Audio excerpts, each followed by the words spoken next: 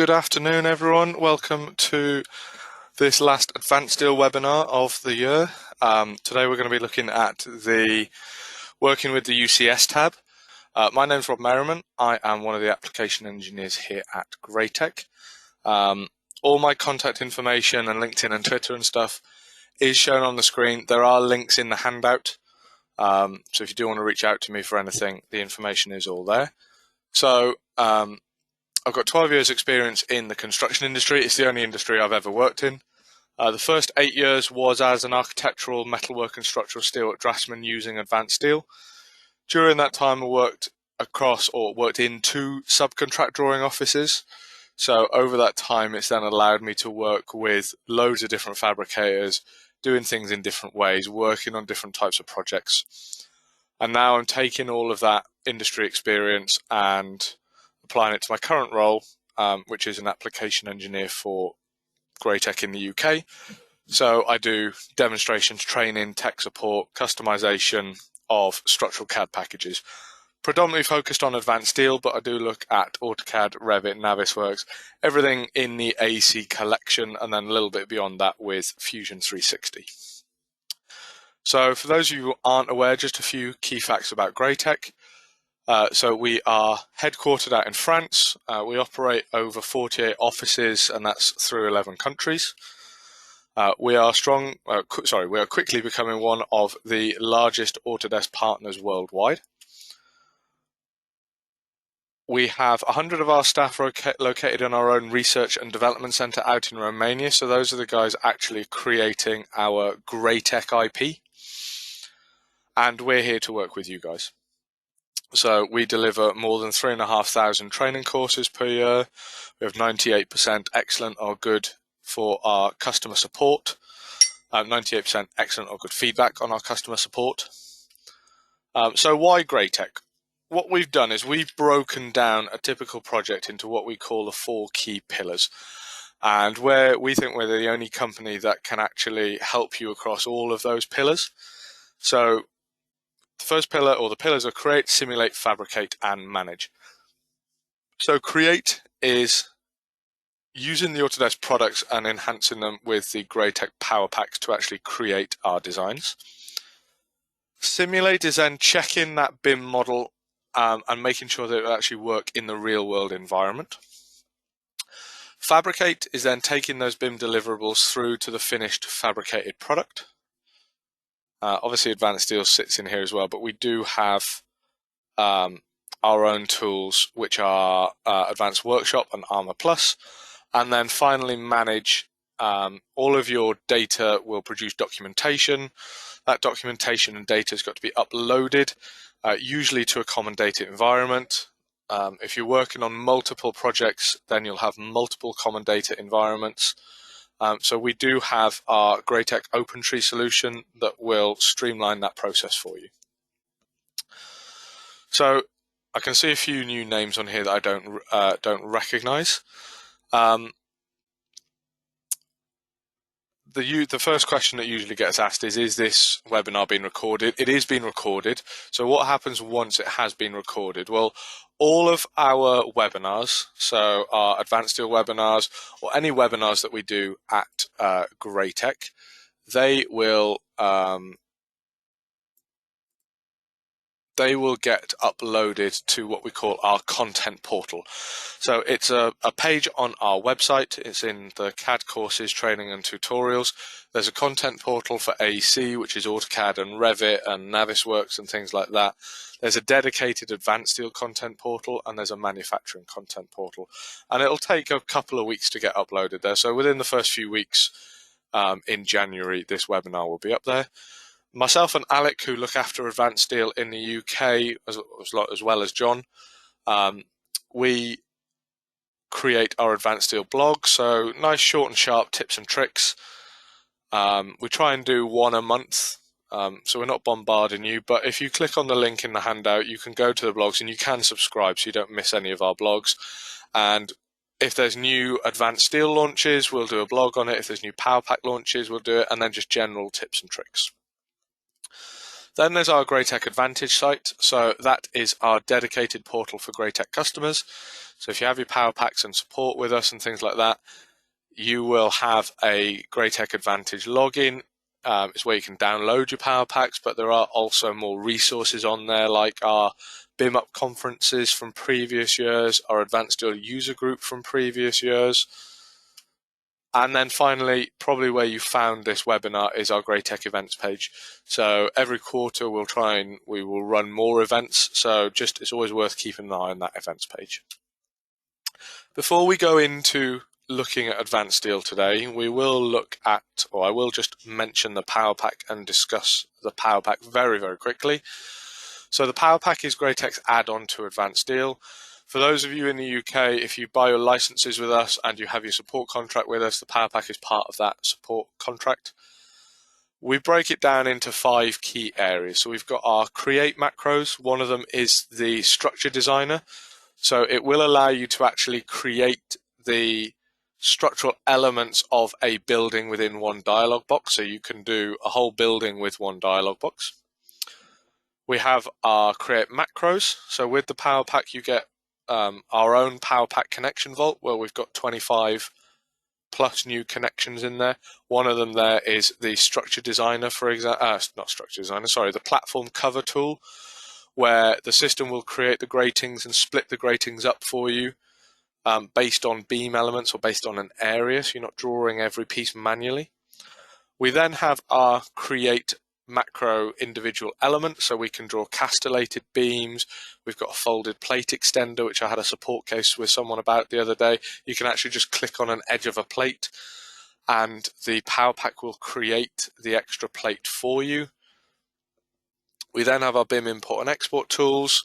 So if you need to export your model or parts or assemblies to ASYS, DWG, STEP or IGES, extremely useful if you've got complicated box sections or CHS sections and your supplier has a tube laser machine.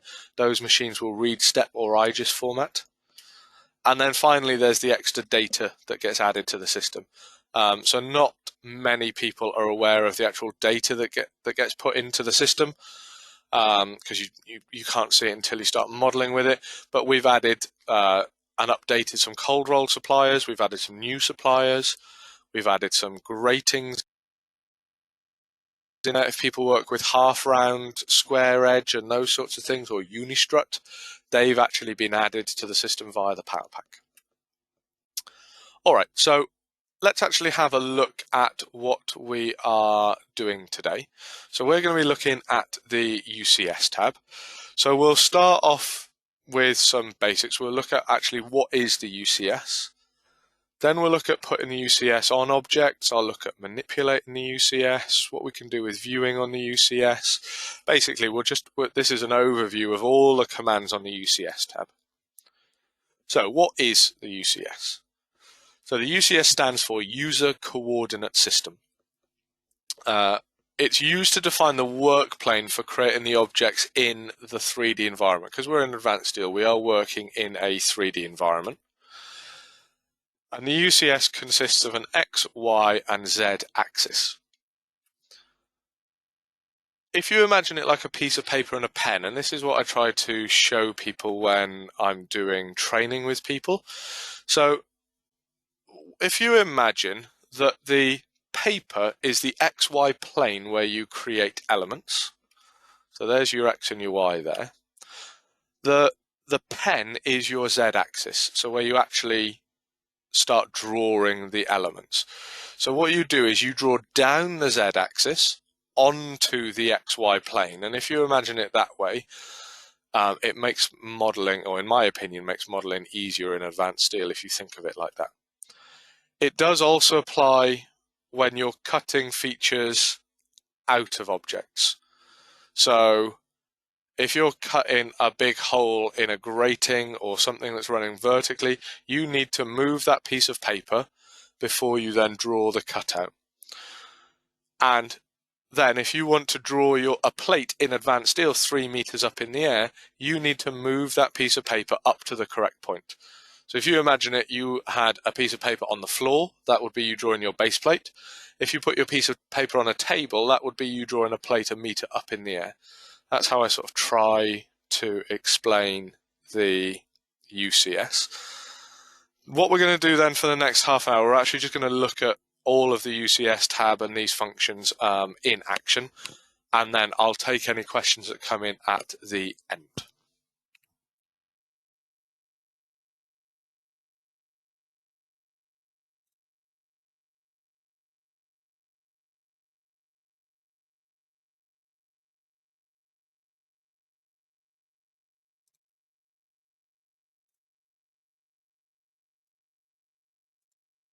We are going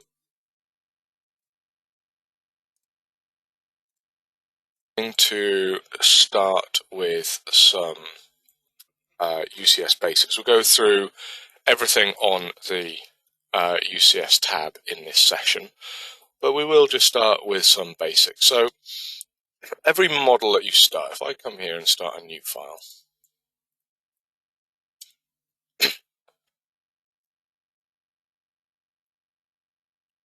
every model that we start has a what we call the world coordinate system.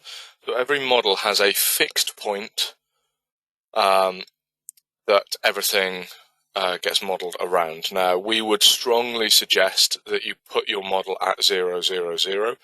If you do need to export it to specific coordinates, I have done a webinar previously. It can be found, like we discussed, in the content portal. It's called Working with Coordinates in Advanced Steel. So that world UCS is a fixed point in every model. You can see in this model here, I have my grid A1 at the world 0, 0, 0. So like we talked about, you can see in here my XY axis. I'll just move it away so we can see it. So we have my XY axis. That is our working plane, or like we talked about, that's our piece of paper. So if I want to draw a plate, it doesn't matter where I click, it is locked onto that piece of paper. So I draw down the Z axis onto the X and the Y, and that will create my plate. Now, if I wanted to create a plate at this level in here, what I need to do is we need to move the UCS. So the first command we're going to look at is just moving the UCS. And when I do that, we can see that the UCS then wants to move, so I can put it on the node of this beam in here. Now, my world point is still here. It's just the user coordinate system I have now moved up to this point for my next bit of modeling. So I can say I want to create a plate from here to here. Now, moving the UCS to the correct height is what we need to do for what we call sort of planar elements, so plates and gratings. We don't have to worry about it for beam elements. So if I want to create a beam element coming off this point in here, although my UCS is at this mezzanine level, it will let me create a beam at that level. The orientation of the UCS, though, does have an effect on how that beam is created. We'll look at that once we've started moving and manipulating the UCS around. If I want to set the UCS back to world, we do have a button here called UCS world that will always go back to that fixed point. We'll just take this out. The next thing we might want to do, I'm going to move the UCS to this point in here. Now, I might want to create a vertical plate in here because we're going to do a little folded bracket or something. What we have to do is we have to manipulate that UCS. Imagine you have to move your piece of paper around so that we can draw the vertical plate in. Now, the way I sort of teach people who come on an essentials course, this UCS, if you're not sure what you want, which axis you want to rotate around, if we look at the axis at the moment, what I want to do is I want my Y pointing vertically towards the top of my screen. So if you imagine you were to actually reach into the model, and if you grab an axis, which axis do you need to grab and then rotate by 90 degrees? So if I want the Y-axis to move vertically, what I need to do is I need to grab the X-axis and rotate it 90 degrees clockwise. And that's what we have it in here. The third line from the bottom on our tool palette, we have rotate UCS about the X-axis, rotate UCS about the y-axis, and rotate UCS about the z-axis. So I'm grabbing the x-axis, and I want to rotate around that x-axis 90 degrees, and it will always be 90 degrees clockwise. So if I click rotate about the x once, that's me grabbing the x-axis, rotating it clockwise. No, sorry, it's anti-clockwise. That's my mistake. It's anti-clockwise. But you can see now that my XY plane, my piece of paper, is in a vertical orientation, my working plane. So if I come in here to draw a plate, I can draw a plate from there. Want to track it on there, so I've got my object snap tracking turned on. I've now created a vertical plate. If I want to create a plate in this area, what I need to do is I need to grab the y-axis and I need to rotate anti-clockwise, it is anti-clockwise, 90 degrees about the y-axis. That will have my z-axis pointing this way. So my working plane now, I can go between the node point in here and the node point in there. So everything in advanced steel, especially plate work and grating work, is all about manipulating the UCS. The one thing that you need to be aware of is, although the height position or the position of the XY plane doesn't matter when you're creating beam elements, the orientation of the UCS icon in general does have an effect. If I go to model a beam, and you'll note that my x-axis is following this direction, my y-axis is going vertically, and my z-axis is pointing out to the right of the screen as we look at it. That does have an effect on how the beam is drawn. So if I go to draw a beam like we did a second ago in here, you'll notice that this one is now rotated because the top flange of the beam is always positioned on that XY plane. It's always on that piece of paper.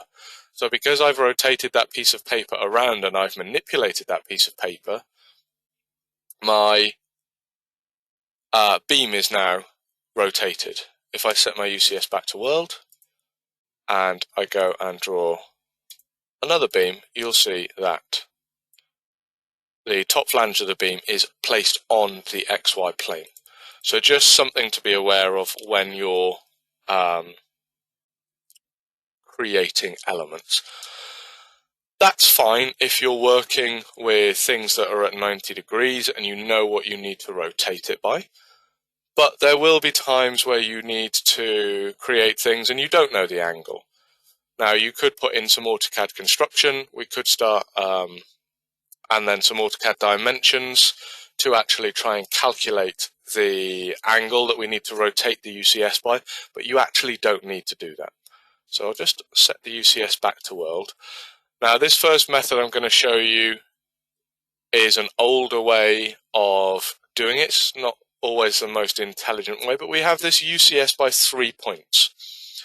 So what this will do is, and always look in your command line with everything we're doing with Advanced Steel, it says UCS specify a new origin point. So I'm going to say, okay, I'm going to use the node of this rafter in here.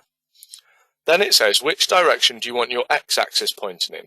And you can see that with my orthogonal turned on, that's this command down here on my status bar, I can say, okay, I want my x-axis going in that direction. And then I can say, I want my y-axis to go along from that node point at the bottom of the beam to the node point at the top of the beam. And that has now set my UCS onto the angle of the rafter. So if I go to draw in a plate, for example, the plate is now on that XY plane. So that's UCS by 3 points, but you need to define the 3 points. I'm going to set the UCS back to world. The other command that we can do is UCS at object. So this is now, the UCS command is just an AutoCAD, it is standard AutoCAD functionality. So UCS by 3 points, UCS world, rotate by 90 degrees, those are standard AutoCAD commands. UCS at object is looking for and looking at the advanced steel objects. So if I click that, it says please identify the object. Now, the one tip to using this command is if you say I want to put my UCS onto this beam in here, I'm going to tell you what we'll do. Before we start that command, I'll just isolate this so we can see it a little bit better. So I'm going to go back to my UCS tab. I'm going to do UCS at object. To get this command to work properly, what you need to do, you need to make sure that you can see the whole object on the screen, and that includes the system line. So at the moment, the command will work properly. If I'm zoomed in like this, the command will work in a slightly different way. So I'm just going to zoom out, and when I click the object, what we get is we get these lines coming out of every face of the object. So you can see we have a line coming out of the top flange. We have a line coming out of the bottom flange, we have a line coming out of the near side web, and we have a line coming out of the far side web. We also, down here, have a line coming out looking up the rafter, and we do have a line coming from the top looking down the rafter.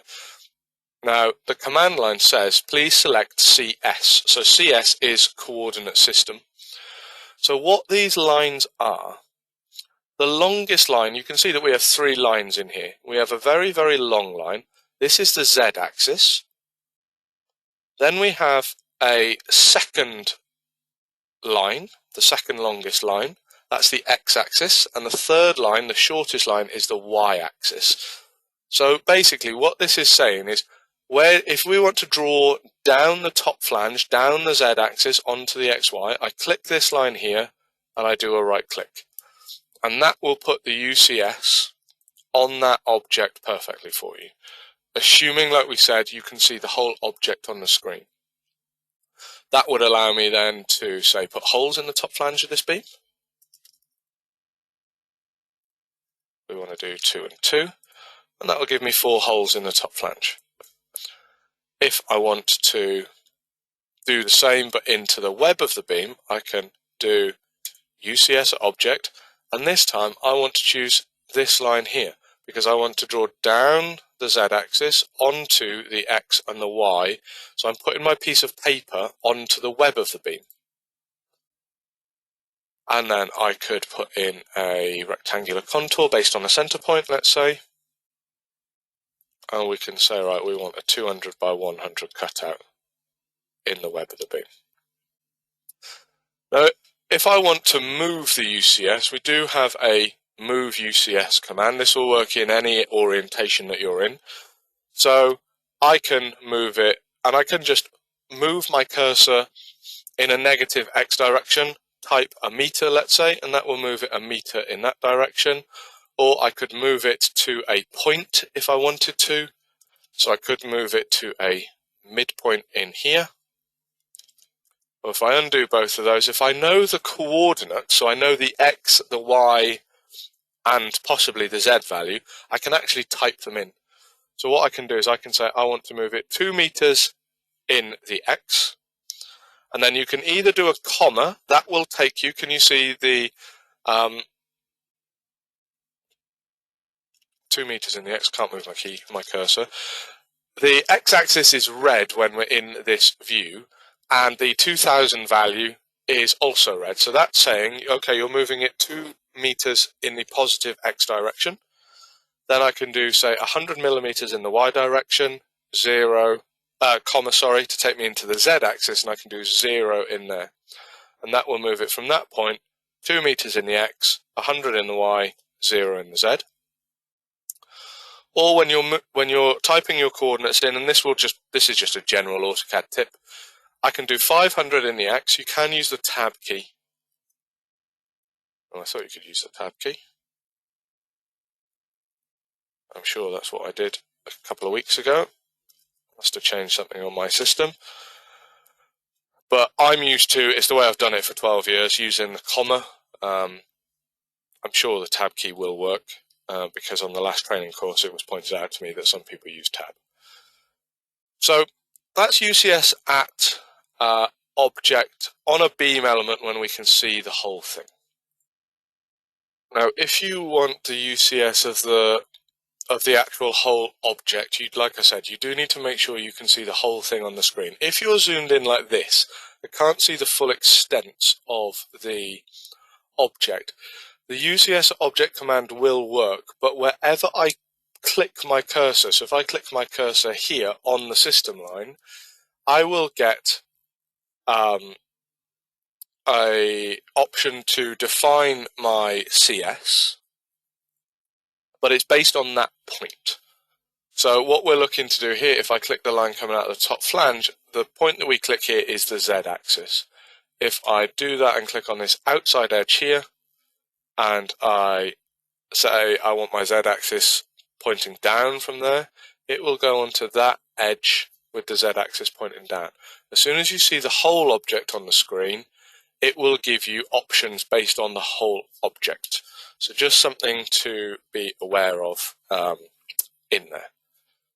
Now, UCS at object will work for plate elements as well. So if we turn everything on, and I'm just going to set the UCS back to world. For me, that's an excellent function in there, just to reset it all the time. I'm just going to draw a polygon plate, and we'll just do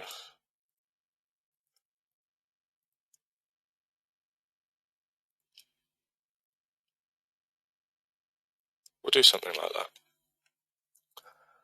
So UCS at object will work on plate elements as well. If we look at these plates in here, again, make sure we can see everything on the screen. UCS at object, and I can click this plate. I will now get a center point, but I will also get a select CS icon on each corner.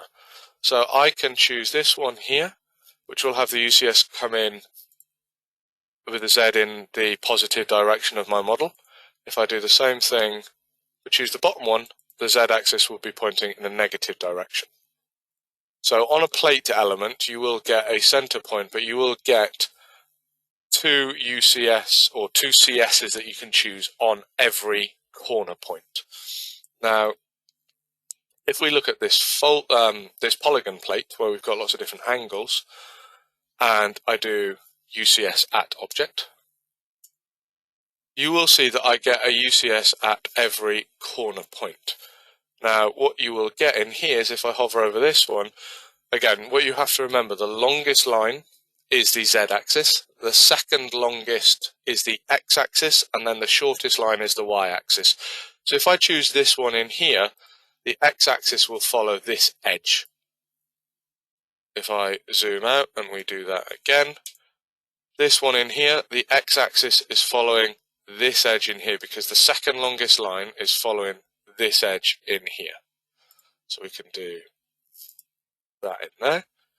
We can come, if we really wanted to, we can come back to our 3 point. We can say I want my start point there, I want my X-axis following here.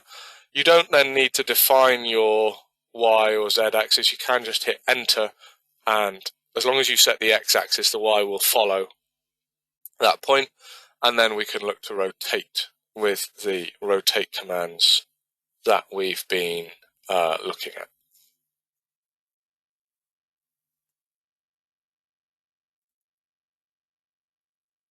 Okay, couple of commands that are not used very often. So we've got UCS at curved beam and UCS to bisecting line. So I have an arc in here, and I've divided this into, I think, 8 points, and there's the center of my arc, because I want some things drawn off this point in here.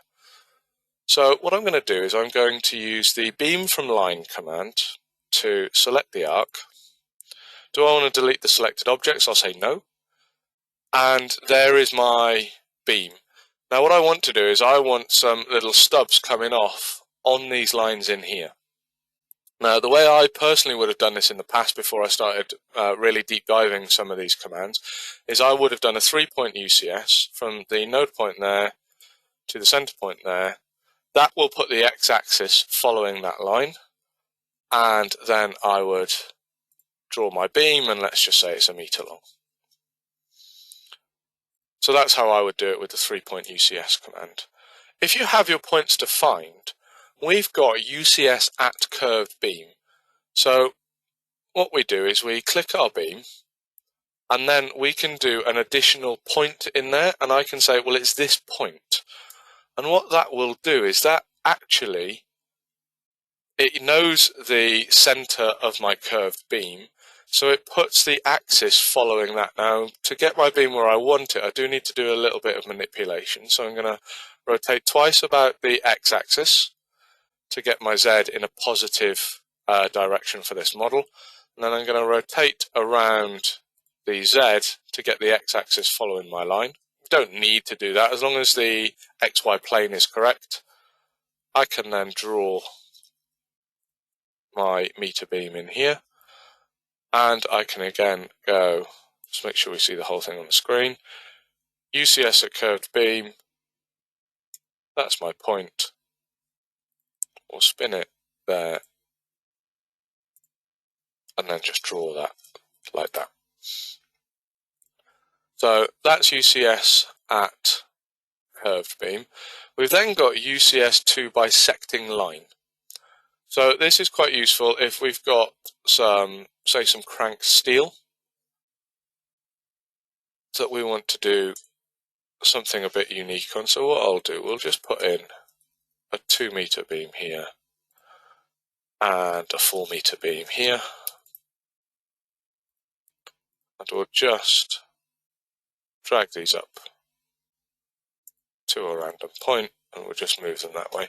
So I want to put my UCS on that bisecting line in there. Now again, I mean, if we were doing this, we'd put a joint on or we would miter it, but let's say we do need to find that point. What we can do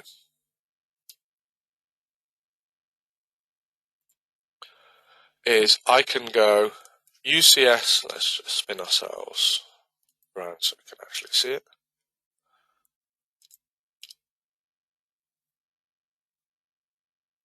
Okay, so we're going to UCS to bisecting line, look in the command line, select a base point.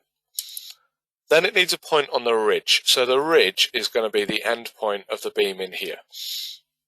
And then all you're doing is you're finding the bisecting line between two working planes. So if I choose, if we look, it says select point in the first plane. So that's going to be to this point in here. Select point in the second plane, that's going to be this point in here. And then I will get my UCS to bisecting line. I can then rotate around there. There is my XY plane.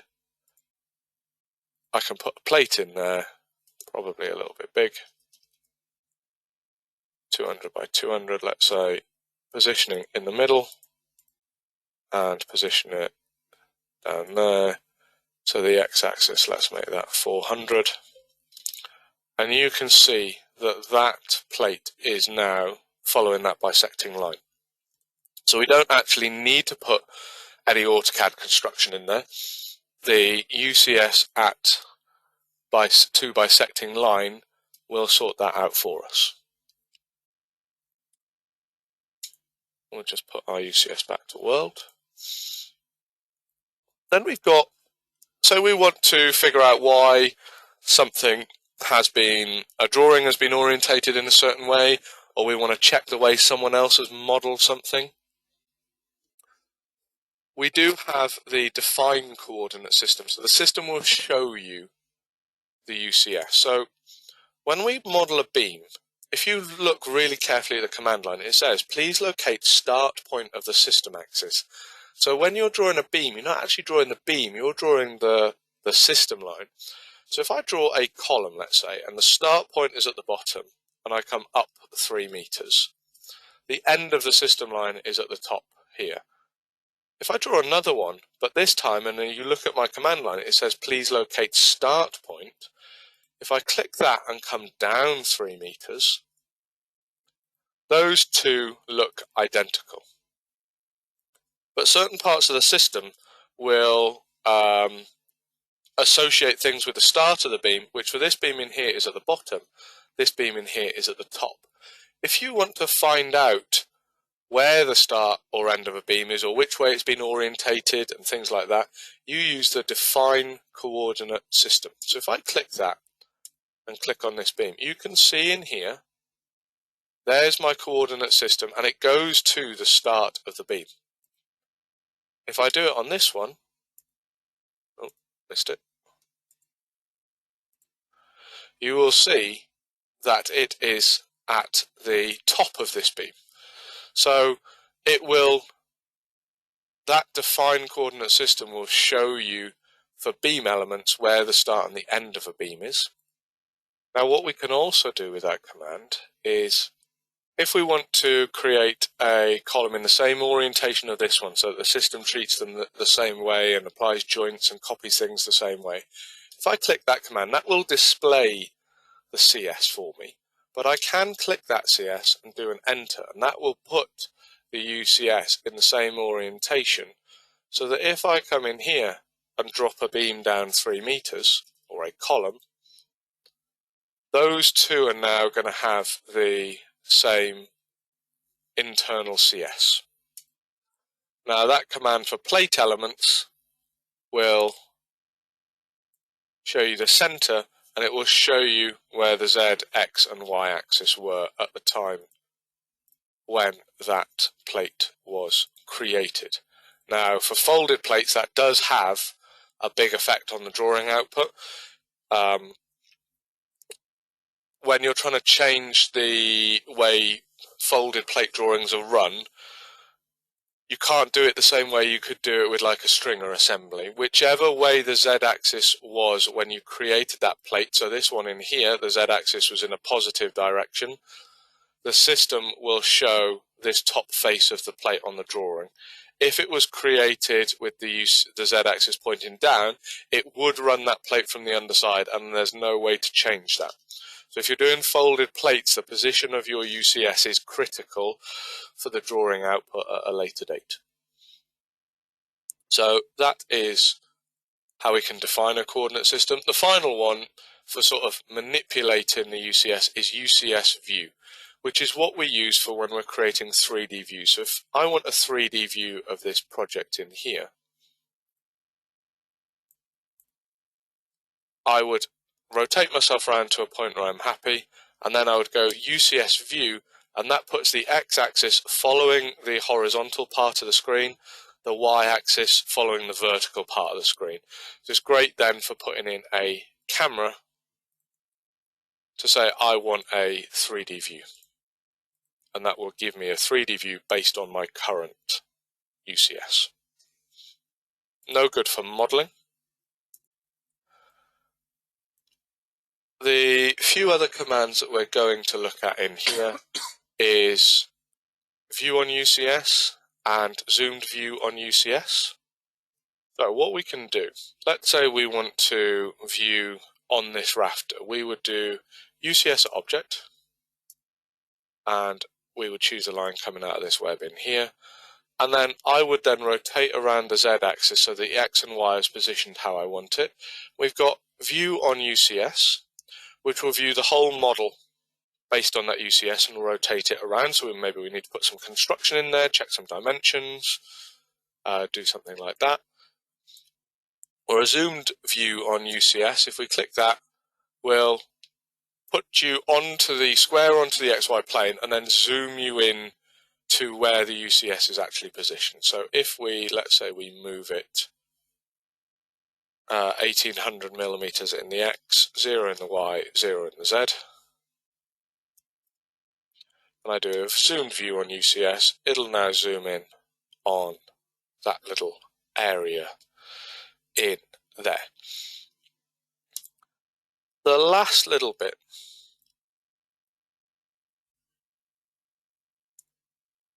which is these buttons at the bottom here. This is something I picked up from Alec. Back in the day when I was detailing, I was watching a webinar and I didn't know this is what this button does, but we think these buttons are really, really useful. Let's say I draw a column in here, but I want it aligned with, say, the top point in there. Now, if I click it, click the stretch command, I can't say go to the end point in there because that will do that to that vertical section. So Potentially what I could do is I could just do a distance from there to the end point there.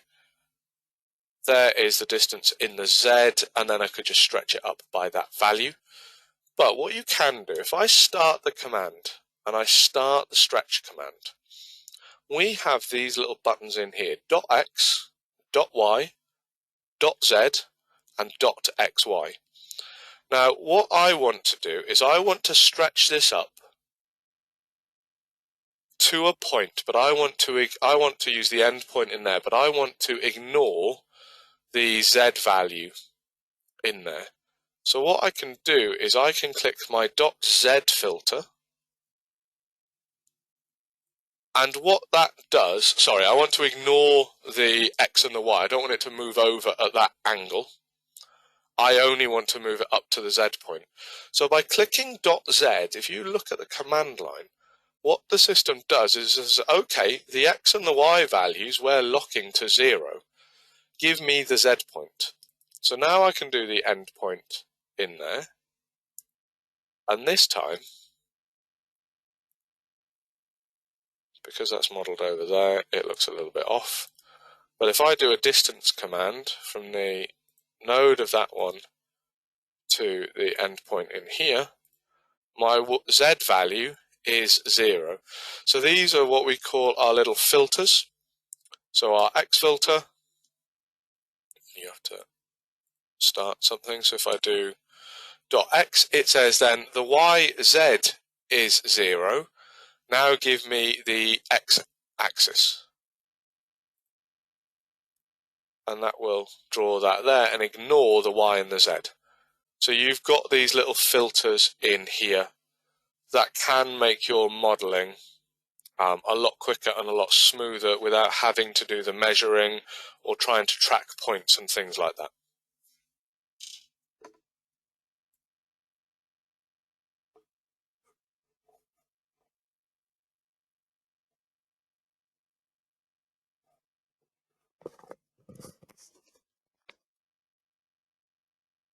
Okay, so that takes us to the end of today's webinar, and that will be the last Advanced Steel webinar this year.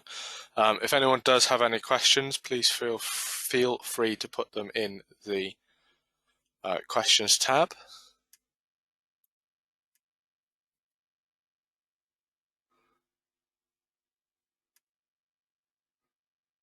I can see one come through. Mike, thank you very much for your comments. I was going to end by saying thank you very much to everyone who's attended all our events this year.